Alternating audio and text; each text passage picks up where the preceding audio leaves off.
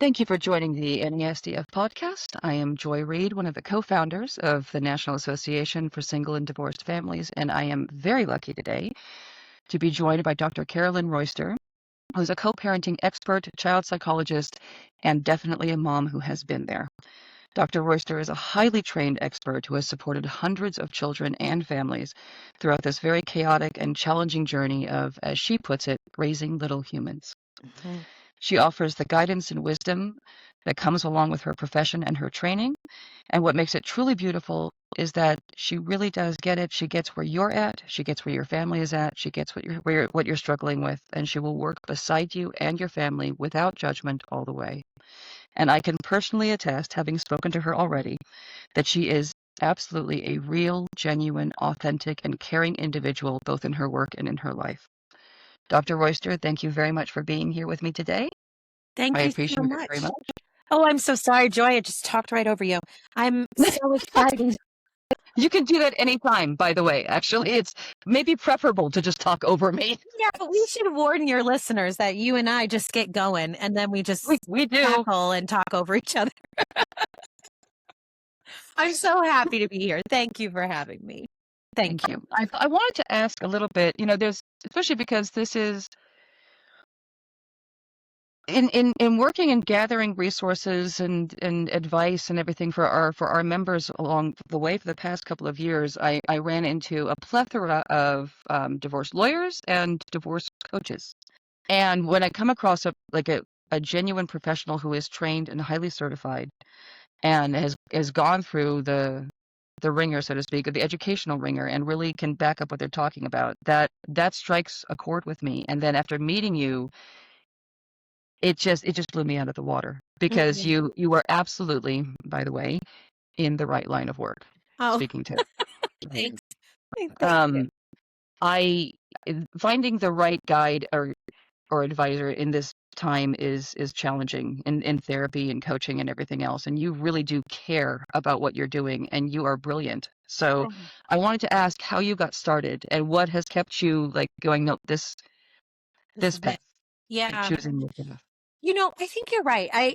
It's an interesting field because I don't know. I don't know a lot of people that come to the divorce world without having some war wounds of their own. Um, there's some fields where I think having gone through it is enough, right? I mean, the Right. whole Yeah. AA model is based on that kind of stuff. But Mm-hmm. but you can have significant training and you don't have to have, you know, had problems with substances to be an effective substance use therapist, Counselor. right? Right. Mm-hmm. Yeah, they're not mutually exclusive.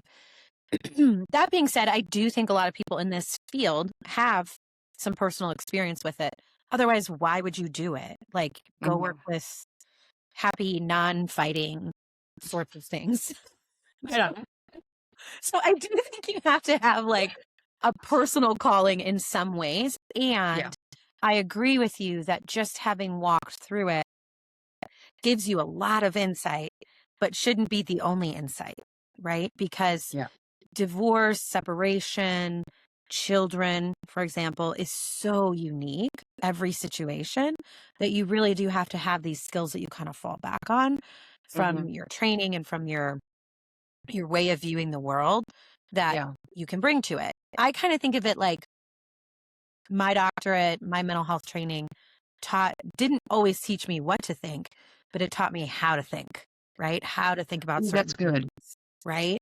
Yeah, that's How to good. research a problem, how to think through the different angles and the different whys of why people would do what they do, right? So to answer your question, how did I get to this work? I come from a family that had many levels of divorce, very high conflict, kind of ranging, some more and some less high conflict. And I had really thought I was going to grow up and help kids in that dynamic. And so I kind of meandered my way there, thought maybe I'd be an attorney. That just never really, I never pursued it, weirdly enough. And then I ended up being essentially a child psychologist. Not essentially, that is what I am. That is what I do. And I was working with these kids and I would see individual clients whose parents were getting separated or divorced. That was a huge part of my caseload. And in that line of work, there's really specific ways you can work with families and things you can say and things you cannot say, because you have to be mutual, or not Right. mutual, neutral. Neutral. You have Yeah, to be in the middle. You have to say everything you're saying to one parent, you also say to the other, maybe in a right. different way, but you're there to help the kid navigate going back and forth, right? Not necessarily, I can't make custody recommendations. I can't do anything like that. Right. And so I started to really think about, what is it that these families really need and how do I support the family? And I thought, well, co-parenting, like being effective co-parents is what really, really helps kids.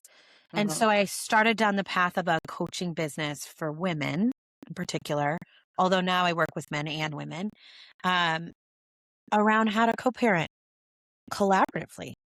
Yeah. Here's the kicker, Joy. Um, Usually, if you can figure out co-parenting and you can get along well enough to be pretty respectful post-marriage, or post-relationship, you don't need a coach for that. So you don't really need somebody to help you with that. You are pretty solid, right? And so what has evolved over time is that the people that find me typically are in really difficult dynamics Yeah. where their co-parent can't or will not or actively works against Right. effective co-parenting. And so it's a lot of high conflict families that just really worry about, like, how do I keep my kid okay? You know? Yeah. Um, it's Because a it is very the long conflict. answer to what you said or what you asked, but No, that's perfect. That's what I wanted. Right. I yeah, don't.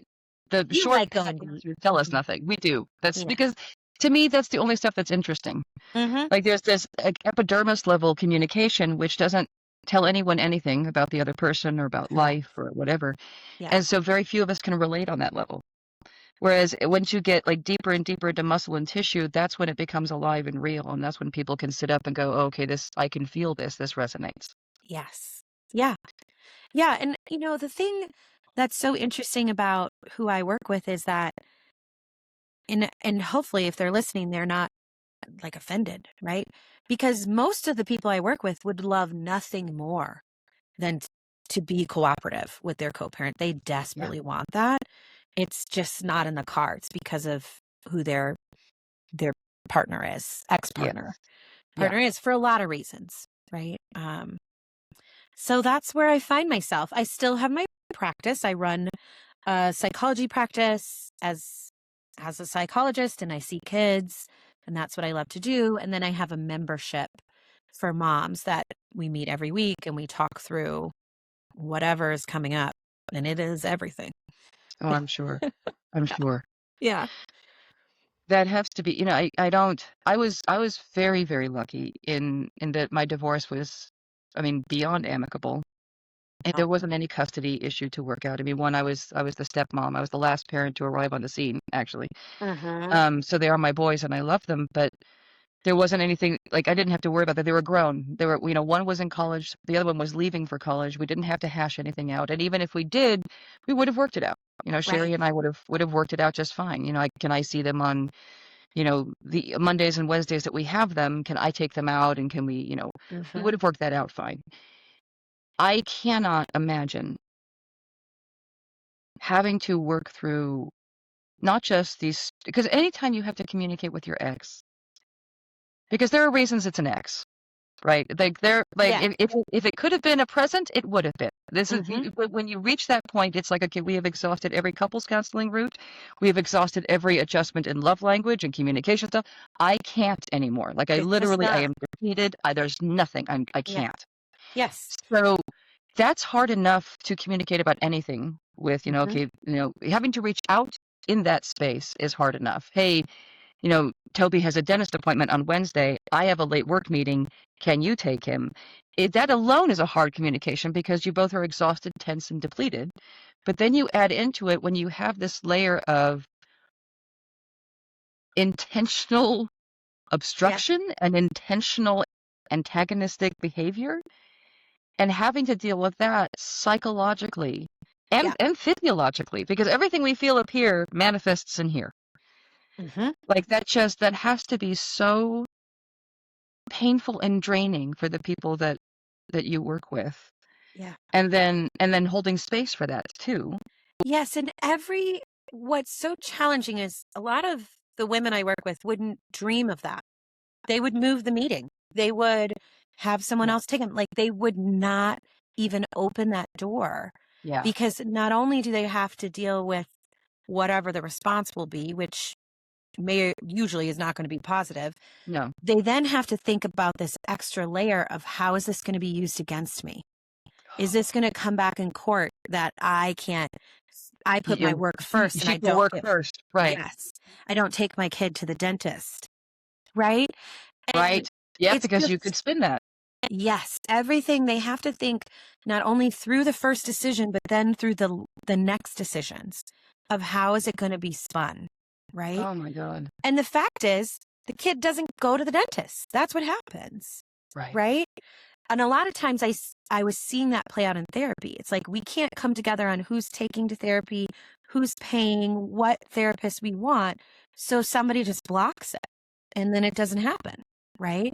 So it's a really complicated dynamic. And the other piece I'll say, and I'm sure you can speak to this, is like even in the most amicable divorces, there is conflict. There's going Oh, to be disagreements, and especially about kids. Even in people that are still partnered, there's mm-hmm. disagreements. I think Oh, yes.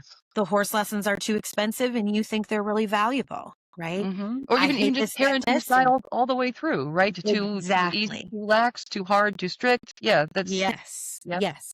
And so, how do you, for people that have decided in the eyes of the law and in their relationship and on all these levels that the conflict is irretractable, right? How do you then parent together? Yeah. And I think some of my moms, not all of them, but some people I work with, it's someone that has hurt them emotionally, Yeah. physically, financial abuse. There's so many layers of it. And then the court's like, well, guess what? You still get to figure out who takes Johnny to the dentist on Wednesday, Yeah. and it's your abuser you have to talk to. So you're going through layers of your own grief and healing and trauma. You're protecting your kids' grief, healing, and trauma, right? Like it's a lot. It's That a is a lot. lot. Because And I I'm just think thinking about, sorry, go ahead. I was just going to say that I think when people can do it well and put their own shit aside, like you and your ex, or many, many families that I know that can do that, I just have immense respect because I think I'd be petty. Well, well, it's also, are there reasons to be like, so like, when, like I always say, when people say, you and Sherry, how are you still so close? And I always say, because nothing broke. We didn't break anything. It was just never a fit to begin with. Yeah, And that's we so tried, we beautiful. tried, we tried. I mean, I joke all the time. I think we put several therapists' kids through college with the amount of, and what Yeah. was interesting is that most of the time we would end up therapizing ourselves because we're both Yeah. very strong, powerful women, and we would sit with somebody who couldn't necessarily hold that space. But that was okay. We just needed a third party in the room so we could talk out what was Mm-hmm. going on. Mm-hmm. But no one, there was no cheating, there was no abuse. Yeah. Whether it's you know physical, emotional, verbal, it's all so damaging. There was none of that. There was Yeah. no meanness. Well, and Um, I've always had the impression that with you guys, it was love for each other. Like you get to a point where you're like, I just love you too much for you to stay. Like, let's go be better versions of ourselves and find yeah, that thing that we're looking for, yeah. whether that's And a and partner or, you know. and I mean, we definitely took some time to not speak. We didn't speak really for a year, which not because anything broke. We were just we were recalibrating, and that was the Yeah, hardest adjustment for me because I I bet. was so exhausted. We are both so exhausted by the end of our marriage that it was like, okay, yeah, towel in, we're done. I love you, but we're done, right? And we and Yeah. we we did it with love, and we went out for, I think I told you, a divorce date the night after, right? I Yeah. took her out to see a comedian in San Francisco. We went for vegan ice cream, but but it was definitely like, okay, no, we're exhausted, we're done, and we stopped talking. I was seeing somebody else, she was seeing somebody else, and I thought, oh my gosh, I forgot. I was thinking, okay, this will be less grievesome because I've actually been grieving the end of this relationship for a while. Like it's been Yeah. coming for a while, but I failed to realize that overnight my identity had gone from wife, mama, keeper of the house to nothing. Mm-hmm. My kids are gone and in college. I'm no longer anybody's wife. I've also lost my best friend. She and I aren't speaking every day like we always have been. Yeah. Who the Yeah. hell am I? Right. And that was hard. And you see, like even the most amicable divorces, there's So much. that was so hard. And I just that took me down. And I Mm-hmm. couldn't let it show that it was taking me down. Mm-hmm. But I think all the time about like what would have happened if it had been like when I remember filling out the financial paperwork, right? And thinking, God, what if we were in a dispute about the car? Or if we were in, what if we actually owned instead of rented and we were having to do this knockdown, drag out. Okay, well, I put the down payment down. Okay, well, that's great, but I'm the one who's been making the mortgage payments for 6 months. Like, Yes. how much worse would that have been? And then you add in this other layer because it's, when you were talking, I was thinking about when we go through anything that's deeply, traumatizing is such a buzzword, but it's that deeply hits, right? It hits our personal safety feelings. Mm-hmm. Going through anything like that, we develop or rely upon already established survival mechanisms. Of course. Mm-hmm. And survival mechanisms usually are not healthy, right? Mm-hmm. There's things that we develop to get through something in the moment, but not. I always say it's like chemo. Like if you have cancer, you're given chemotherapy. Yeah. Once you catch the cancer, you don't continue the chemo for the rest of your life. It will kill you. It's Yeah. poison. Poison. It's literal poison. So survival Right. mechanism is the same thing. You develop it, you get through this toxic situation with something that's not the best behavior, but not as toxic. Right. If you keep that going into perpetuity, it's going to tear you down in your relationships. You have to, Yes. but all of the survival mechanisms that have to be developed to psychologically survive what you're talking about, Yes. right? Like when you were talking about this, the dentist appointment wouldn't even be a conversation because not only would she have to think about their response, which is not going to be kind, or or whoever has to think, non-gender, whether it's the husband having to think about it too. But Correct. it's also that how is this going to be used against me? What are they going to say against me? What is the lawyer going to say against me? Is this going to come up? Is he going to then interrogate my son and say, so does mom do this all the time? Is she Mm-hmm. always choosing work over you? Mm-hmm. And then and because children, when we're kids, we haven't yet broken away from the identity of our parents. No. And so we are still very much, okay, well, I'm my mom or I'm my dad. And then there's this also when you know that there's conflict, kids want everything to be okay. So Mm-hmm. the kid could agree and say, "Oh yeah, mom chooses work over me all the time," when really that isn't what's going on. They're Mm-hmm. just desperately seeking to pacify a situation. I don't know how I don't know how I could psychologically handle all of that these women are having to Well, go. well, listen, I mean, we say this about so many things, right? We think, That's well, true. if this happened, I'd fall apart. If this happened, I wouldn't survive it. And we do, right? But like you said, the trick, I don't know if that's even the right word, Hmm. is recognizing that that needs to be part of the story, not the whole story. And we're Right. not going to take the chemo for the rest of our lives. And so a lot of people in these really challenging divorces think we just got to get to final orders. Like we're just going to get to final orders, we're going to sign it and like life's going to be good after that. And then it isn't, right? Then we're arguing and there's more emotions and there's more. And then it's like, okay, well when we settle this and we kind of get in this cycle of the next thing. Right. And so a lot of the moms that find me are either in the middle of it still or post decree, and it's still happening.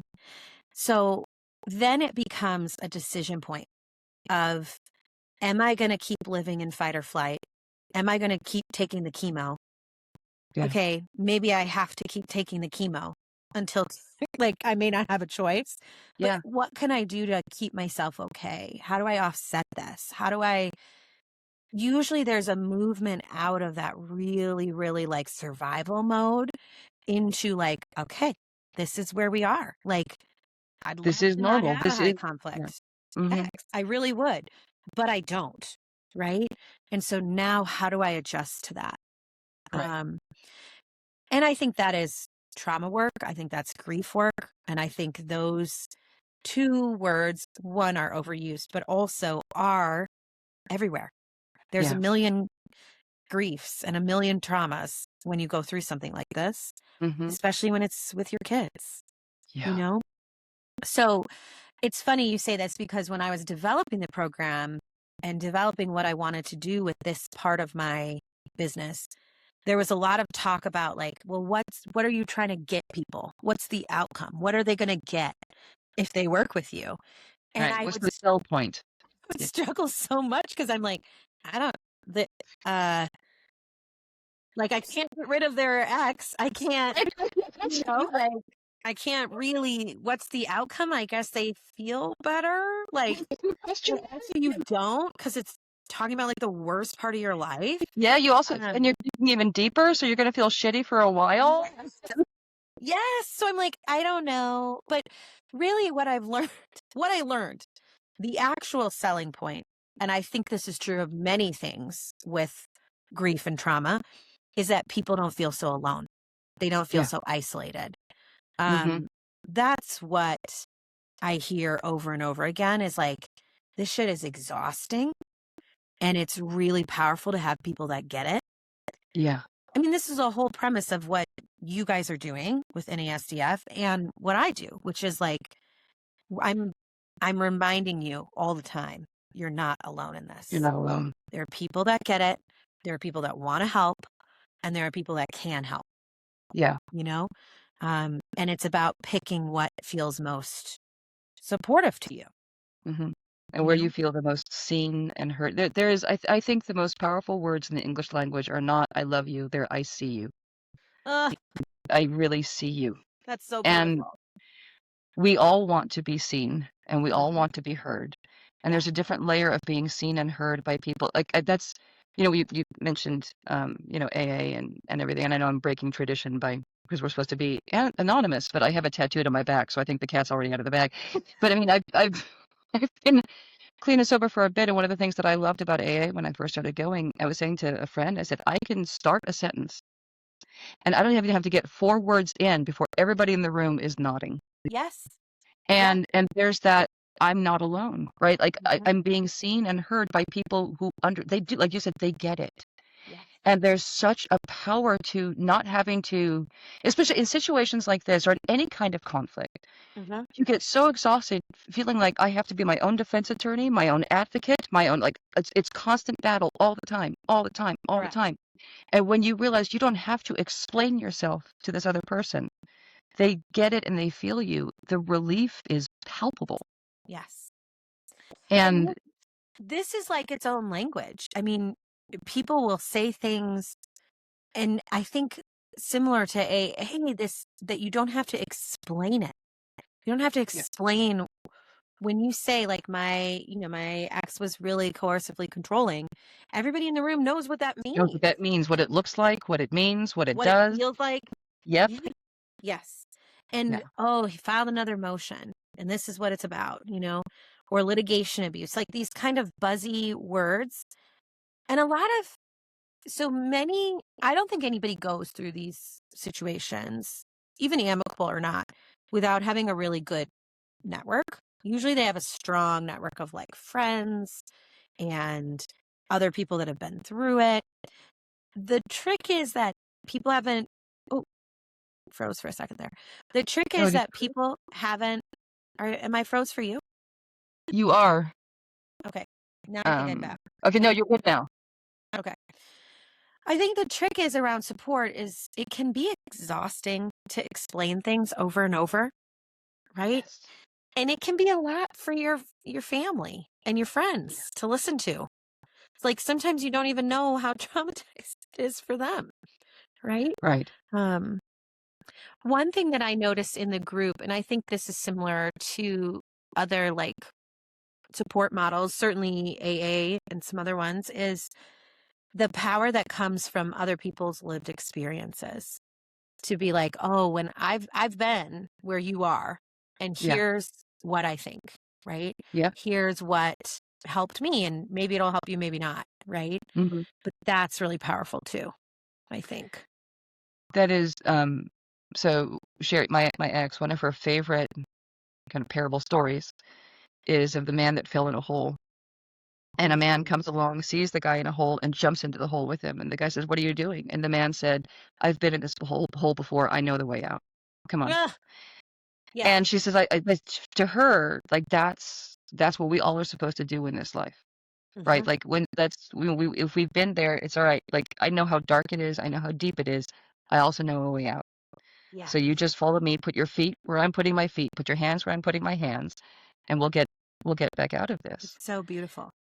Right. And that really, You can't just be at the top of the hole peering in and being like, I understand the darkness. I You feel the I darkness that you're feel it. in. Like that's Yeah, powerful. That probably makes you feel better and like somebody gets it. Um, and you need somebody helping you climb, yeah, you know? yeah, And I think the benefit of good coaching is that it's also not just I'm throwing the rope to you and pulling you up. Like we're doing it yeah. together, Mm-hmm. and Because that's the there's only way you can heal along and grow along with it. yes. Because otherwise, and that's what's so it's exhausting. I mean, healing is exhausting and Mhm. growth is exhausting, and already situations like this are exhausting. Mhm. But the only the only way to the only through it is through it. You can't go Yeah. around it. You can't. You have to go You through cannot it. avoid this. No. And that's what's really challenging about going through divorce with kids is that what you need may not always be what they need. And your grief processes don't move in tandem, right? Yeah. They're connected and they'll be similar, but it might be what your child needs you to say in some situations is very different than what you need to say. Mm-hmm. Right? So you Mm-hmm. need to have a space where you can talk about, I really wanted to say this. And Yeah. can you believe this? And all of that. But then to your child, how are you staying regulated and being able to say and show up the way that they need you to? Yep. And hold the space for them that they need held. Yeah. Correct. And that's really where my skill set shines with that training from being a child psychologist is I think to your earlier point, there are a lot of flavors of divorce coaches. There's former attorneys, there's women that have been through it, there's Mm-hmm. high asset divorce coaches. I mean, there's all kinds. There's how do you remarry, and I think it depends what you need. My sweet spot is like, how do we keep kids okay as best we Yeah. can through Yeah. this? Yep. Yeah. You know, I don't have the legal, I'm not a lawyer. I wasn't trained as a lawyer. I don't Mm-hmm. want to be advising about that. But I can look at your parenting plan and be like, ooh, that's actually not really helpful for a 3-year-old. Right. You know, Right. can we think about some other things? Can you bring it to your attorney and have them look at XYZ? You know, Mm-hmm. so kind of different strokes for different folks, as they say, Yeah. you know. Like I said, I think women who have been through it, I completely get wanting to reach out and throw that rope down. And lawyers also getting into divorce coaching and saying, okay, I know that like that I get.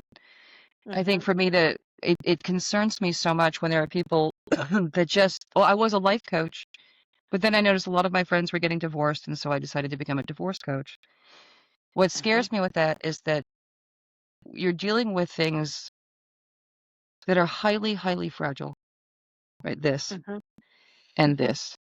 Hmm. And and we don't take time, talking about getting back to the, knowing that we're not alone. We don't in this society encourage people to talk about our problems and our pain and our struggles No. mentally, emotionally. We don't do that. Everybody has to look perfect all the time, perfect all the time.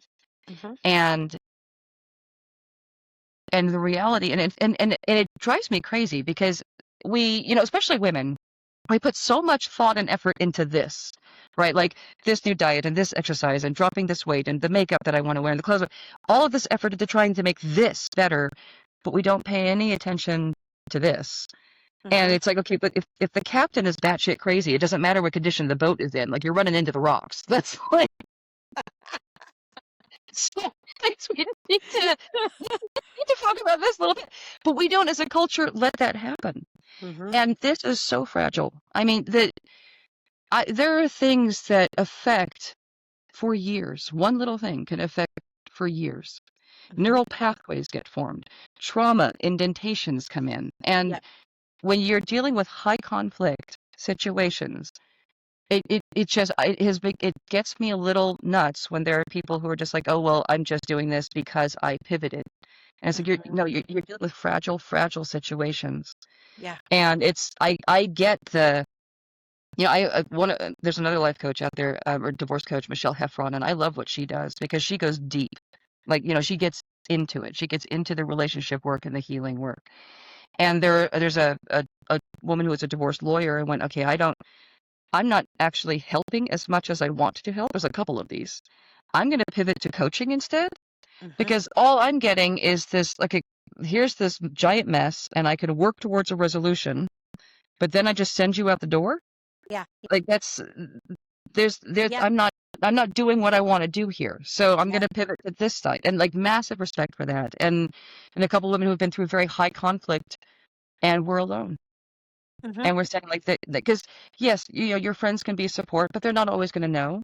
Right. And it's Right. sort of like when we're raising children, when you're raising children, your friends who don't have children don't know what they're talking about when they talk about like, well, why don't you Yeah. just do that? Yeah, that's not how that works. I It's was a not. really, really good parent before I had kids. Right? Amazing. Mm-hmm. Mm-hmm. I mean, like, there wasn't a single Things I thing that would I did never wrong. do, never say. Oh, I was yeah. never going to yell. Well, Yeah. I had a whole list. Things that I won't do when I'm a parent. Shut up. You And did not. I A started real it at list? 9. Yeah, I started at 9 and I kept it going all the way. I found it in my trunk because I was cleaning out this old stuff. It was, I think our oldest no, our youngest had just started high school and I found the list and I just started, I was like, wow, did that one, did that one, did that. Everything on there. Everything on Everything there. on it. I'll tell you when you're older. That one used to drive me nuts. Mm-hmm. Yep, no, definitely did that one. Yep. Yeah. I Yeah. won't It I makes won't do this. I won't yell. And it's like, okay, no iPads in the restaurant. That's a classic. Yeah. Yeah. No co-sleeping. Never. There's it's I think it's really an interesting part of the field. And I've been thinking about this a lot lately of like, how do I explain how coaching is different and still needed? And I worry, you were talking about like people that just kind of hang a shingle and go for it. And I worry about that. But I also worry about coaches that don't know when it's therapy and when it's coaching. Right. So, like, right. the way I explain it is like, there's kind of 3 layers of support that most people should have when they go through a divorce or a high conflict divorce, especially. But you need a really good legal team, you need a therapist, and you need a coach. And the coach is kind of right in the middle, right? So you get a text from your ex and it sends you into a spiral, right? You're really upset. It's very triggering. Yeah. It hits all your old wounds. And of course, they know them because they were your partner. So they're really Uh-huh. good They at know sending just how to you. do it. Yeah, they know Yep. exactly how to do it. It's about the kids. And a therapist, well, let's start with a coach. A coach will say, that was traumatizing for you. Maybe we'll explore it a little bit. Here's what I want you to respond. Run it by your attorney, whatever we might need. But this is how I want you to respond. This is what I want you to think about, etc. Yes, it traumatized you. Here's what to do. A therapist is saying, that traumatized you. I can't tell you what to do, but I do want to go backwards with you and understand Right. the trauma and help you heal from the trauma.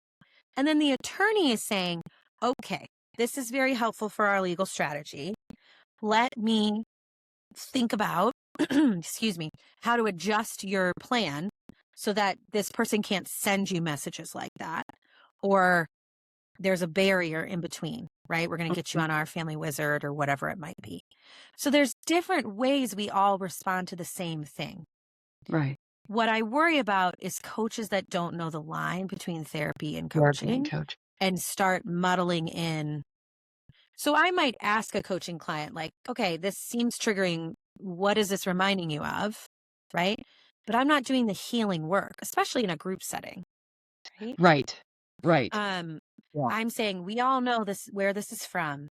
I'm really sorry. I'm holding it with you. I acknowledge it, of course. And in your own therapy, you need to be doing EMDR or whatever it is you're doing, right? So that's the layers of it.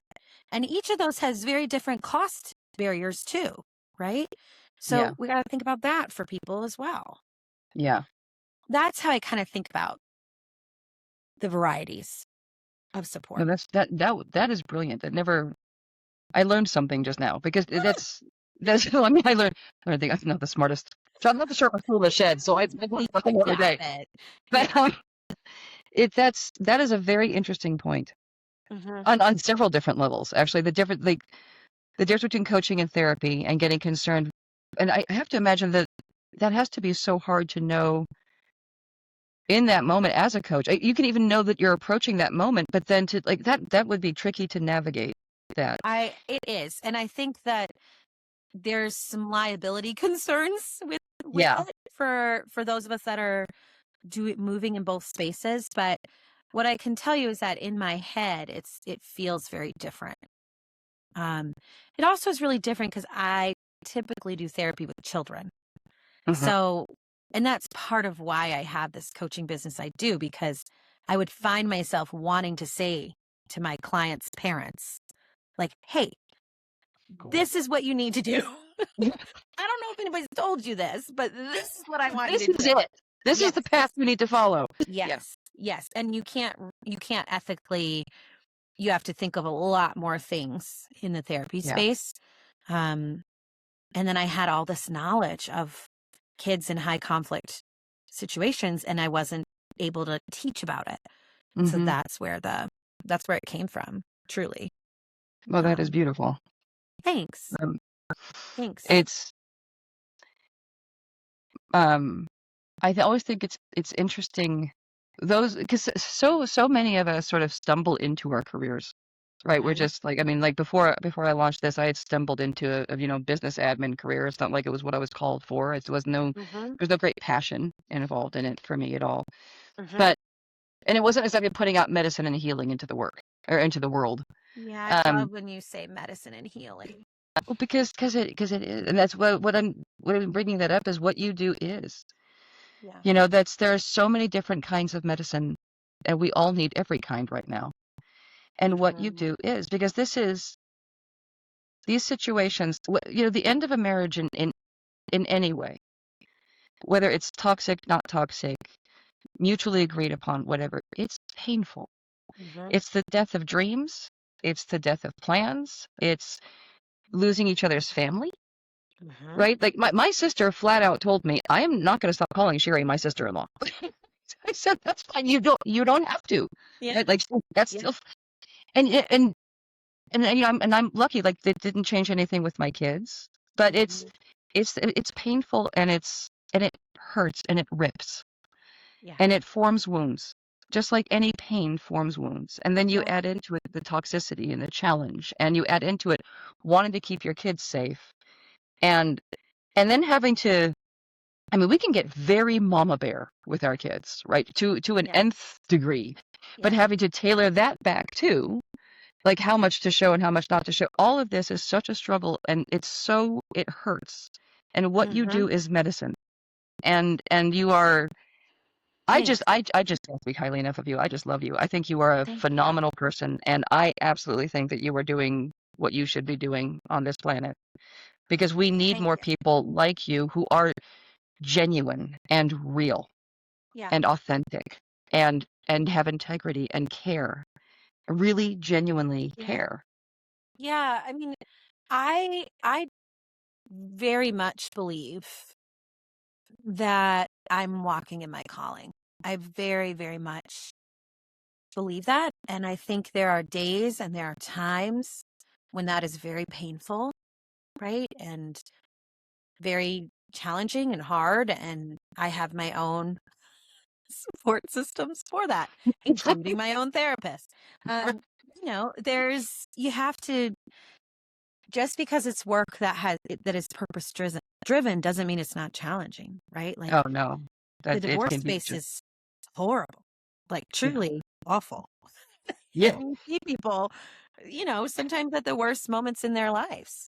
Yeah. Um, my husband is in the ER and he trained as an EMT before that. And he always says, like, I have to remember that I'm seeing people on the worst moment of the worst day of their lives. Right. And people act, which I don't know that I'm at that degree. Like for me, it's more of a long-term thing that people are dealing with, but perhaps the biggest worst thing that happens to them. Mhm. Um, and that perspective is always very helpful to me. People are not, they are in a very stressed, traumatized, difficult place. Yeah. And my job is to jump down in the hole and be like, all right, this is how we're going to do this. Right. And I may not always know the way, but I'll figure it out with you, Yeah. Hmm. is kind of the goal. So yeah, that's what I do. Well, thank you. That was beautiful. You are lovely. Thank you. And Thank you. thank you very much for joining me today. I really appreciate it. Yeah. You are phenomenal in this line of work, so thank you. I am so grateful that we met and that So, we can well, personally also, and to connect our resources, our collective mhm. wisdom. When I interviewed you for my podcast months ago, I wasn't as familiar with the NASDF as I am now, but it's like an incredible organization, like Thank you. incredible. So I'm so excited to be part of it and really, really appreciate you inviting me on. Thank you. Appreciate you Yeah. too. Okay. Thank you.